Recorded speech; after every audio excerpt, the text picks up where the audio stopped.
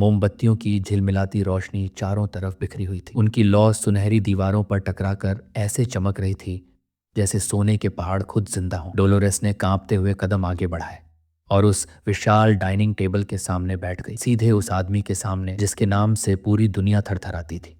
बार्थोलोमेओ जेबोर्जोआ, दुनिया का सबसे अमीर इंसान, और असल में इंसान नहीं, एक छुपा हुआ डीमन। टेबल के उस पार बैठे बार्थोलोमेओ की नजरें उसकी रूह तक उतर रही थीं। वो मुस्कुराया और बोला, तुम्हारी क्षमता वाकई कमाल की है। डोलोरेस ने चौंक कर ऊपर देखा। बार्थोलोमे ने वाइन का गिलास धीरे धीरे घुमाते हुए कहा, तुम्हारा निवेश रिकॉर्ड मैंने देखा है। सिंडी वेंडी मर्चेंट ग्रुप में इतना बड़ा निवेश साहसी फैसला था, और सही भी। उसकी आवाज में तारीफ थी, पर हर शब्द एक जाल था। डोलोरेस ने हल्की मुस्कान देने की कोशिश की, पर उसके मन में नाइट हाउंड की चेतावनी गूंज उठी। वो शब्दों का जादूगर है, एक पल को भी उस पर भरोसा मत करना। उसने गहरी सांस ली और खुद को संभालते हुए बोली, आप बहुत दयालु हैं। बार्थोलोमेव कुछ पल उसे देखता रहा, फिर सहज लहजे में बोला, आज कार्डिनल हम्बर्ट मिलने आए थे।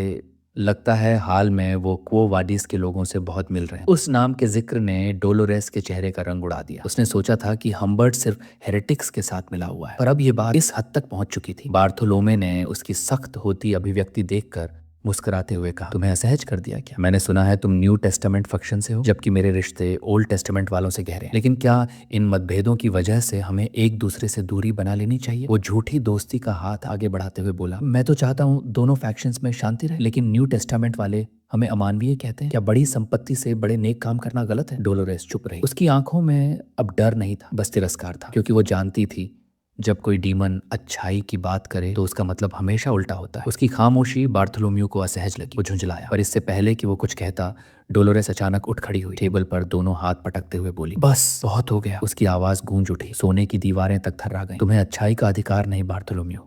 तुम्हारा वो समझौता डंटालियन से, जहां तुमने अनाथ बच्चों को दान में नहीं बलि में दिया था, वो वडिस में तुम्हारी घुसपैठ, पाप बेचने का वो भ्रष्ट सिस्टम और तुम्हारा उन हेरेटिक्स को समर्थन, सब तुम्हारे उसी शैतानी मकसद का हिस्सा है। उसने आगे झुककर कहा, तुम्हारे जैसे राक्षस के मुंह से भलाई शब्द सुनना गुनाह है। तुम इंसान नहीं, डीमन हो। कुछ पल के लिए पूरा रूम शांत हो गया। फिर बार्थोलोमेव के होंठों पर एक ठंडी मुस्कान फैली। वो हंसने लगा। धीरे धीरे वो हंसी एक पागलपन भरी गूंज में बदल गई, इतनी भारी कि सोने के पहाड़ कांप उठे। डोलोरेस ने अपने कान ढक लिए, आवाज चीर रही थी। वो चिल्लाई, क्या तुम्हें डर नहीं लगता एक ऐसी विजिटर से जो तुम्हारी असली सच्चाई जानती है? बार्थोलोमेव की हंसी अचानक थम गई। उसने घूरते हुए कहा, डर मेरे लिए वो शब्द नहीं बना। बार्थोलोमेव अपनी कुर्सी से उठा। उसका विशाल शरीर मोमबत्ती की हल्की रोशनी में और भी डरावना लग रहा था। वो डोलोरेस के बिल्कुल सामने खड़ा था। उसकी आवाज अहंकार से टपक रही थी, दुनिया में ऐसा कौन सा इंसान है जो मुझे डरा सके? अगले ही पल वो पलक झपकते ही उसके सामने था। उसका चेहरा अब इंसान का नहीं, मॉन्स्टर का था। भयावह हंसी के साथ उसने डोलोरेस की ठोड़ी पकड़ी। उसकी पकड़ इतनी ठंडी और भारी थी कि डोलोरेस की सांस थम गई। पर तभी कुछ बदल गया। बार्थोलोमेव का चेहरा सख्त पड़ गया।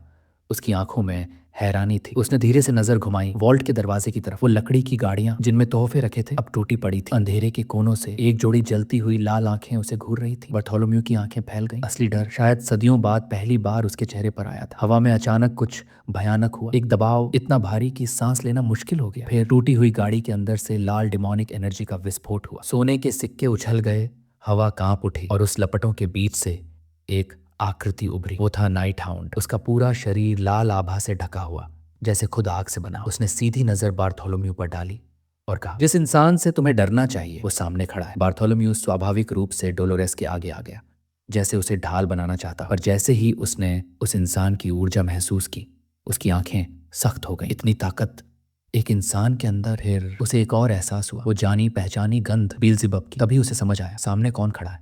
वो बोला, तो तुम वही हो नाइट हाउंड, वो रहस्यमयी इंसान जिसने कैपिटल को हिला रखा। नाइट हाउंड ने धीरे से तलवार निकाला। वो थी बीलज़ेबब, एक दैत्तिक तलवार जो लाल रोशनी में चमक रही थी। उसने शांत लेकिन ठंडी आवाज में कहा, बार्थोलोमेव जे बोर्जोआ, बोर्जोआ परिवार का हेड, मैं तुम्हारे लिए आया हूं। अगले ही पल सब कुछ थम गया। फिर नाइट हाउंड सोने के पहाड़ पर चढ़ा। एक सिक्के में उसकी मास्क वाली परछाई झलकी और वो छलांग लगाकर हवा में उड़ा। तलवार ऊपर उठी हुई, उसकी आवाज गूंजी, मैं आया हूं उस कॉप्स फ्लैश डीमन को खत्म करने। उनकी टक्कर के साथ पूरा वॉल्ट हिल गया। सोने के पहाड़ बिखर गए, सिक्कों की बरसात सी होने लगी। डोलोरेस ने तुरंत अपने चारों ओर सुनहरी रोशनी की ढाल बना। बार्थोलोमेव ने जरा भी असर नहीं दिखाया। वो बस मुस्कुराया, अच्छा है, तलवार चलाना जानते हो? नाइट हाउंड ने पलटकर वार किया, पर बार्थोलोमेव ने हवा में हाथ उठाया और उसकी मुट्ठी में एक तलवार बनी। डेमोनिक स्वॉर्ड, जलती हुई, भयानक। तुम्हें लगता है सिर्फ तुम लड़ना जानते हो, वो बोला। दोनों के वार बिजली की तरह टकराए। हर टक्कर से हवा में सुनहरी और लाल चिंगारियां उछलती। नाइट हाउंड ने बिजली जैसी तेजी से हमला किया, पर बार्थोलोम्यू हर वार रोक रहा था। हर डिफेंस सटीक, हर काउंटर घातक।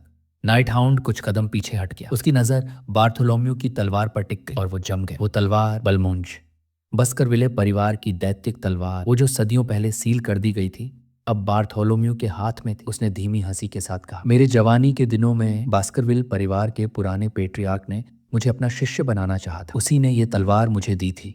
बलमुंज, उसकी आंखों में घमंड था। तुम्हारा मुझसे लड़ना तुम्हारी बदकिस्मती। फिर वो छलांग लगाकर हवा में उठा। बलमौंज आग की तरह दहक रही थी। वो नाइट हाउंड पर टूट पड़ा। नाइट हाउंड ने तलवार उठाई, वार रोका, धातु से धातु टकराई। आवाज वॉल्ट की दीवारों में गूंज उठी। हर वार के साथ लाल और सुनहरी रोशनी एक दूसरे में समा रही थी। एक तरफ शैतान की ताकत, दूसरी तरफ इंसान की दृढ़ता। बार्थोलोम्यू गुर्राया, एक इंसान कैसे जानता है मेरी असली पहचान? कैसे मारा मेरे साथियों को? वॉल्ट के अंदर गूंजती तलवारों की टकराहट अब किसी युद्ध जैसी नहीं, किसी न्याय जैसी लग रही थी। हर वार, हर चिंगारी ये चिल्ला रही थी, अब ये खेल खत्म होने वाला है। बार्थोलोम्यू ने एक गहरी सांस ली। उसकी डिमोनिक तलवार और भी तेज लाल रोशनी में जल उठी। वो पूरी ताकत से आगे बढ़ा। हवा कांप उठी और फिर तलवार ने अपना निशाना पा लिया। धातु का वो वार सीधा नाइट हाउंड के सीने के आर पार चला गया। डोलोरेस चीख उठी, नाइट हाउंड! उसकी आवाज वॉल्ट की दीवारों से टकराकर गूंज उठी। सोने के फर्श पर लाल छींटे फैल गए। बार्थोलोम्यू के चेहरे पर एक विजयी मुस्कान थी। वो झुककर बोला, तुम्हारा सिर मैं यहीं वॉल्ट में सजाऊंगा जब तक सड़ न जाए। समझो ये तुम्हारे लिए सम्मान है। उसने तलवार की मूठ को कसकर पकड़ा, एक आखिरी वार के लिए तैयार हुआ। पर तभी एक शांत, ठंडी और बेहद साफ आवाज हवा में गूंजी, पैथेटिक। बार्थोलोम्यू का हाथ हवा में रुक गया। उसका चेहरा जैसे किसी ने सारा घमंड खींच लिया। वो धीरे धीरे नीचे झुका और देखा, नाइट हाउंड अभी भी जिंदा था। तलवार उसके सीने में ढसी हुई, लेकिन उसकी आंखों में मौत नहीं, आग थी। वो बोला, तुम पैथेटिक हो क्योंकि जीतने के लिए तुम्हें इतनी गंदी तलवार की जरूरत पड़ी। बार्थोलोम्यू की सांस रुक गई। नाइट हाउंड ने आगे कहा, और वो पुराना बास्करविल हेड, वो भी उतना ही पैथेटिक था, जिसने अपने खानदान का खजाना तुम जैसे को सौंप दिया।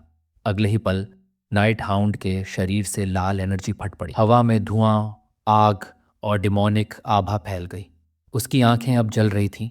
सीने में धंसी तलवार के चारों ओर लाल शक्ति घूम रही थी।